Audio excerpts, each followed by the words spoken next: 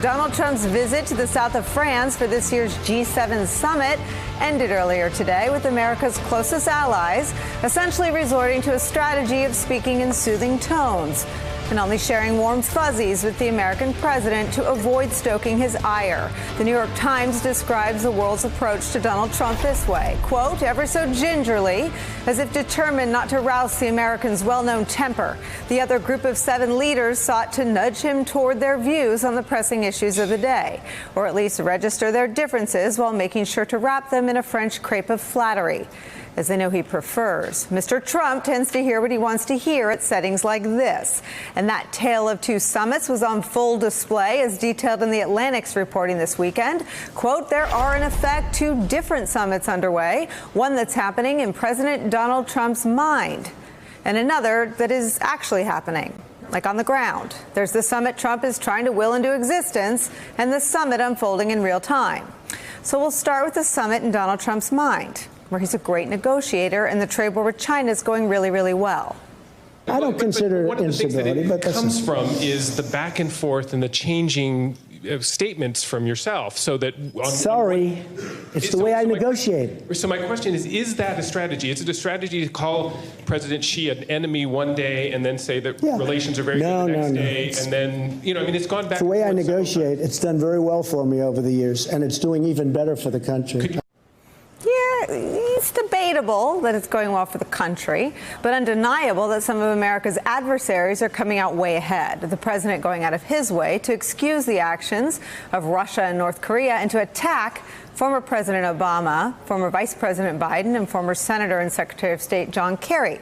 All that before he was wheels up for D.C. earlier today. And that is where we start today with some of our favorite reporters and friends. Chief among them, NBC and MSNBC National Affairs Analyst John Heilemann. Thank you for helming the 4 all week last week. I didn't burn it down. It's still here. The table's still intact. I saw nothing. Somehow we got through. I saw nothing but all the love for you. So thank you. Thank you. Glad you had a nice vacation. Thank you. We missed you, though. It sounds like I missed a lot. I'm glad that nothing else burned down last week. Journalist in residence at Georgetown University School of Foreign Service, Elise Labott's back. Also Ben Rhodes, former Deputy National Security Advisor for President Obama, and former Republican Congressman, now an independent, David Jolly. Ben Rhodes, I got to start with you because there's so much madness and lunacy. You have to read some of these stories 3, 4, 5 times. You have to read Trump's transcripts 3, 4, 5 times to figure out exactly where he lands within a single soundbite. But I want to start with the attacks on former President Obama, your old boss. Why keep repeating what some people would see as a clear lie? Well, it was annexed during I know you like President Obama, but it was annexed during President Obama's term. If it was annexed during my term, I'd say, sorry, folks, I made a mistake, or sorry, folks. And President Obama was pure and simply outsmarted. They took Crimea during his term. That was not a good thing. It could have been stopped. Could have been stopped with the right whatever. It could have been stopped. Ben Rhodes, I'm going to let you fact check all that for us because there's not a fact in there to check. But let me just put into context what happened once again this morning before Donald Trump left the G7. Donald Trump telling a story for reasons as yet unexplained about Russia's not being a part of these gatherings. Donald Trump still determined to add Russia. Donald Trump still thinking about inviting them to the next G7. I guess it would make it a G8 in the United States last year. But start with just taking on this unbelievable, fantastical lie about why not just America's relations with Russia are where they are, but where all the other G7 allies stand on Russia. Yeah, I mean, it's a pretty good window into the kind of rotten, corrupt heart of the Donald Trump worldview and foreign policy. Look, the fact of the matter is Vladimir Putin invaded and annexed Crimea, not taking it from the United States, taking it from the people of Ukraine, violating international law, violating every principle that the G7 is supposed to stand for. The decision to kick Russia out of the G8 that I was a part of wasn't just a decision of President Obama's. It was by far the unanimous choice of every other member of the G7. And the reason is simple. One is to take a principled stand against what Russia did. And we also moved to impose sanctions on Russia. They're having a profound impact on the Russian economy. But also, secondly, and most importantly, the G7 is a place, Nicolle, where you come together with your allies to make common strategies. It is supposed to be a forum for like-minded democratic nations to get together and to figure out how to deal with the threat of climate change, how to deal with the challenge from Iran, how to deal with China cracking down on pro-democracy protesters in Hong Kong. Russia has no place at that table. Russia would be at that table as a spoiler. And it says everything about Donald Trump that he seems to prefer the company of dictators like Vladimir Putin to the leaders of democracies like Emmanuel Macron and Angela Merkel and Justin Trudeau and the others at the G7. He is also someone who has created most of the crises that are being discussed at the G7, whether it's Iran resuming its nuclear program or whether it's the accelerating threat from climate change. So all of these leaders who are in the G7 are forced to be in a situation where they're moving on from America. They're moving on from American leadership. They're just trying to prevent Donald Trump from blowing up that summit so that they can actually solve problems. You bring Vladimir Putin into that equation and things just get worse. I want to get you on the extraordinary nature of what is seeping through in the coverage, which is, you and I both know from having worked in White Houses, is usually the tip of the iceberg in terms of describing diplomatic rancor. There's usually a lot more behind the scenes than makes it into the printed coverage from any of these events. But even in the New York Times coverage, the Washington Post coverage, the Wall Street Journal coverage, the Atlantic coverage, it is abundantly clear that they are treating Donald Trump, the diplomat, the way you treat food at a campground out west. It goes in the bear box so no one can get it. I mean, they're putting him out of reach so he can't mess anything up. Just take that on. What do you think when you read that? Well, I think it's pretty clear, Nicolle, and I know some of these leaders quite well. And the fact of the matter is, you'll recall at the first G7 and second G7 even of the Trump presidency, they were trying to move him to a place that they could reach common ground. And they were trying to find a compromise position so that they could issue communiques, they could forge common strategies on issues. This marks, I think, a sea change in which the world has moved beyond U.S. leadership. The United States, the President of the United States is no longer viewed as the leader of the free world. They're trying to come up with their own agreements and just prevent Donald Trump from coming in and flipping over the table and blowing up the summit. So what we're seeing is what the world looks like in a post-American leadership situation. The climate change session, probably the most closely watched session in most parts of the world, particularly with the Amazon on fire. Donald Trump wasn't even there. I mean, if you want a metaphor for U.S. leadership in 2019, it is the empty chair at the table as world leaders deal with the biggest challenge to the future of the planet at the time that the Amazon rainforest is on fire. And so when I look at how these leaders are approaching it, it's not that they're even trying to curry favor with him, as Macron once did in trying to build a friendship. They're just trying to prevent him from messing up their capacity to do business together. And I think it shows you that we're really in a brave new world. You know, I'm listening to Ben, and I'm thinking and I'm remembering how Bush was covered and treated when the war on terror policies were under the most sort of, and people think that domestically they were unpopular.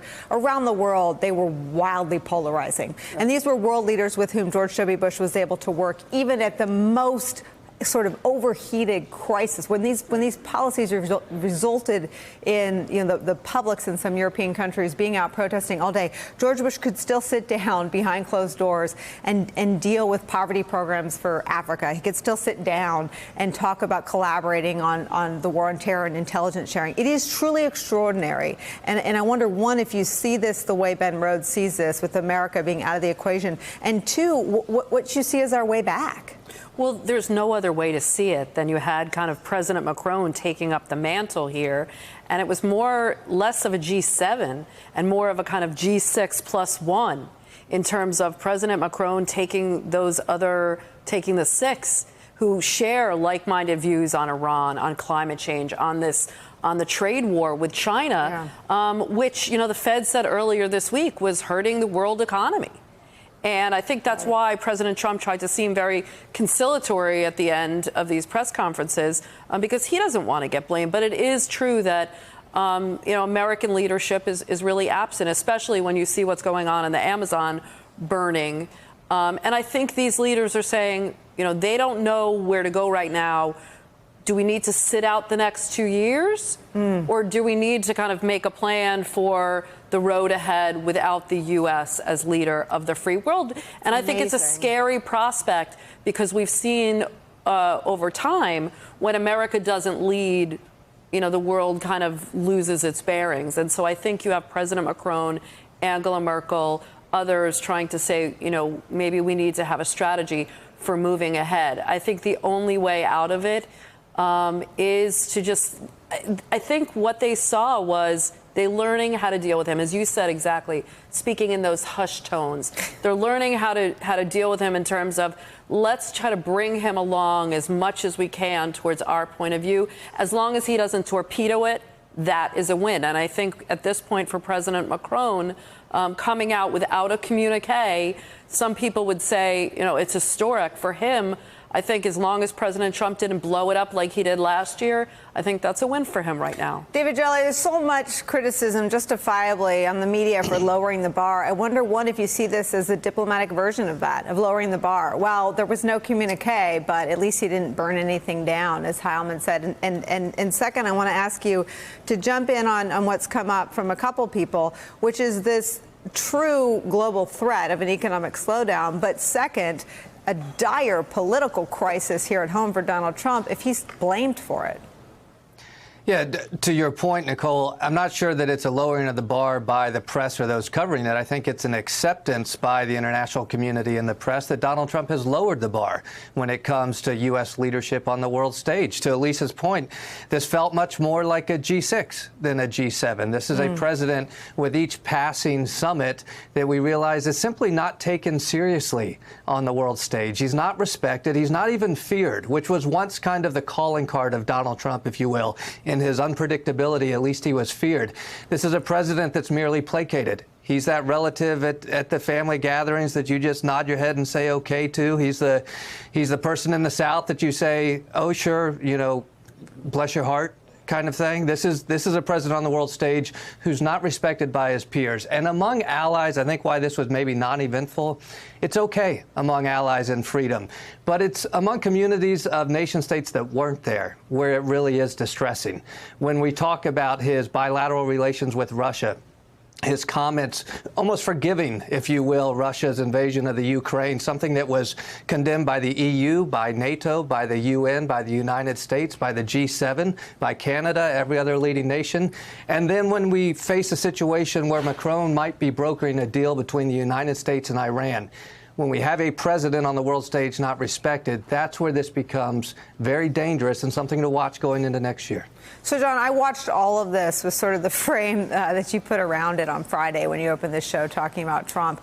And I don't know, I'm going to botch it, but in the departure lounge and all of his sort of unwillingness and unenthusiasm about being on this trip.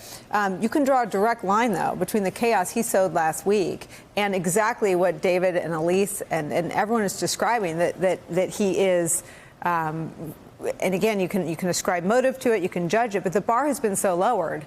Basically, if he doesn't, stomp off and have a toddler-like tantrum, it's viewed as some sort of diplomatic accomplishment. Well, I think it's worse than, with all due respect to our esteemed co-panelists here today, I think it's worse than anything anybody's saying.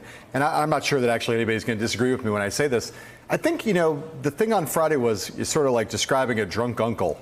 Who's getting hammered in the... David Jolly was inching toward that. Who's getting drunk in the departure lounge, and he rolls in, you're at Thanksgiving with the guy, and you're kind of like, keep Uncle Fred in the corner and don't let him wreck the dinner. And it's not just that Trump's the drunk uncle, and it's not just that he's created an absence of leadership. I think what these leaders actually see is that he's a ticking time bomb. He's not just... It's not just that he's left an empty chair, though he has. He is someone who is, I think, seen by all of them now as genuinely dangerous in that he is opposed in a fundamental way. His kind of anarchist impulses are threatened to tear down the basic structures that were built in the post-World War II era, where multilateralism, collaboration, all of that stuff that got built so that someone like George W. Bush, who you are right, was despised on the international stage by a lot of people. Way too conservative, way too right-wing. He was a cowboy. He was an idiot. All of that stuff was true, and yet it was still within the construct of he basically respects what these institutions are there to do, which is to order the world. And every time Donald Trump talks about wanting to bring Russia back into the G7, he's rolling a stick of dynamite into the international system. I think they're all looking at him like, not just like someone you should ignore, and if we get out of the dinner without him making a scene, it's okay. They're looking at the guy who's an arsonist, who's walking in the door and is potentially threatening to burn the whole place down. And so, yeah, we've lowered the bar, but it's right that if you manage to keep the arsonist from burning the house down, that is a victory, because that is the kind of clear and present danger I think he is to all of these structures in terms of how he treats them and how he talks and the kinds of things he would like to see going forward. I mean, Ben Rhodes, I think there's so much reporting that supports and substantiates exactly what Heilemann's saying, whether it's MBS ordering the slaughter of Khashoggi, and then Donald Trump standing there and saying, well, you know, I take his version, not the CIA. Whether it's Donald Trump repeatedly over and over and over again, not just taking Vladimir Putin's word for it, but echoing the most Putin-esque kind of propaganda here in this country where people don't even always know where these lines come from, whether it's the Russian invasion of Afghanistan or election meddling or whatnot. I mean, what does the world do with someone who is so intent on undermining American institutions, American intelligence, American defense structures, American alliances? Yeah, no, and American-created institutions, not just Barack Obama's policies, but 7 years of them. You know, Nicolle, first of all, I think just to build on what John said, there are real consequences here. You know, sometimes we cover this like a reality show and you talk about like the bar's been lowered. Foreign policy, it takes a while for your actions to show consequences. We're in year 3 of the Trump presidency. The global economy could be on the doorstep of a recession because of Donald Trump's trade policy. We're back on the precipice potentially of a military conflict with Iran because Donald Trump pulled out of the Iran deal and precipitated a crisis. We're falling behind in the fight against climate change because Donald Trump pulled out of the Paris Climate Accord and gave a green light to leaders like Brazil's president to start logging the Amazon. We've got a rollback in democracy with the Indians going into Kashmir, with the Chinese threatening to crack down in Hong Kong, with Vladimir Putin busting heads in Moscow when there are protests. All of these things, we're seeing now the consequences and the disorder and the potential conflict and the potential economic instability that flows from Donald Trump's approach to the presidency and to foreign policy. So for these other leaders, honestly, I think, Nicolle, the goal is just how do we mitigate the damage? Yes. They are self-aware enough to know that they can't solve these problems alone without the United States. So they're just trying to get through the next year, mitigating the damage and seeing what happens in the U.S. election. I want to put you on the spot. You know, there's a lot of sort of navel-gazing inside the media, and there's a story in the New York Times over the weekend about how they're going to start targeting journalists that cover them because anything that threatens to reveal the truth about Donald Trump must be attacked before the truth is revealed.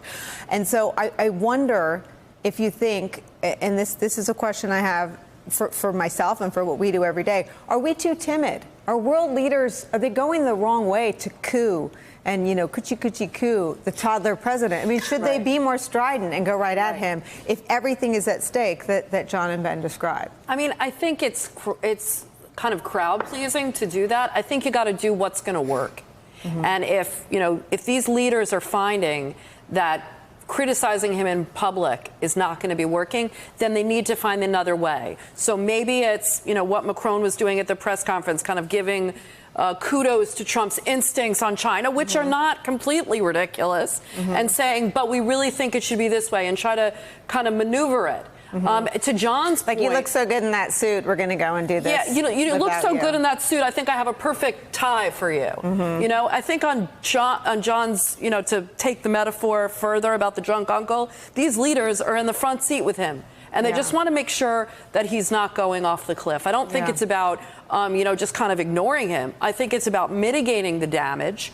And don't let him grab the wheel. Don't let him grab the wheel. And listen, we talk about why Trump doesn't understand why he's not winning the war with his trade war with China. I mean, these countries know that, China's going to be able to wait him out.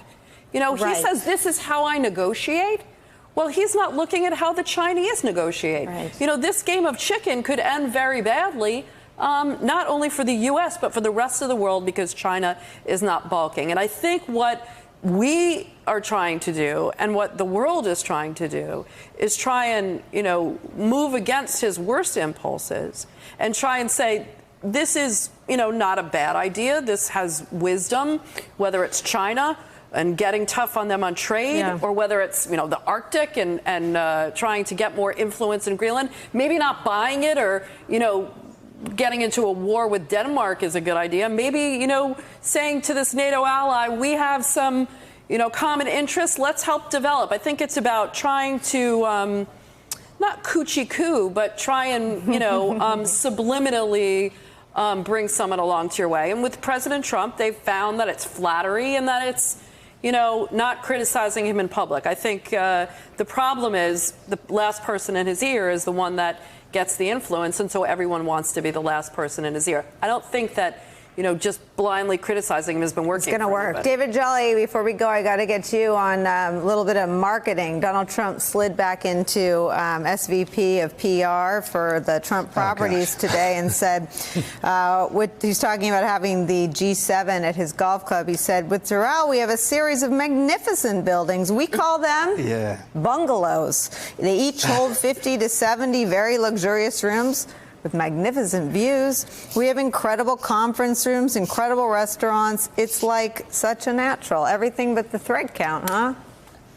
You know, the perfect person to look into the emoluments ramifications of hosting the G7 there is Elijah Cummings, chair of the House Oversight Committee, who will return to session in September, and they should look into it. Very quickly, though, Nicolle, on what we're talking about, we're going to be fine among our allies. They know how to deal with Donald Trump. The concern is among those with adverse security interests to us, Russia, Iran, and others. What do they do in what may be the final 14 months of an administration to manipulate or extract concessions, not just because they might want to take an aggressive action on the world stage, but what I saw today, the president being wooed by Macron on Iran. What about a Donald Trump who's reaching for a legacy and takes a bad deal because he's got to have some deal better than no deal before he leaves his first term? And we know that he won't really know what was in the last deal. So there's that. It's going to look a lot like the old deal. Exactly. Hey there, I'm Chris Hayes from MSNBC. Thanks for watching MSNBC on YouTube. If you want to keep up to date with the videos we're putting out, you can click subscribe just below me or click over on this list to see lots of other great videos.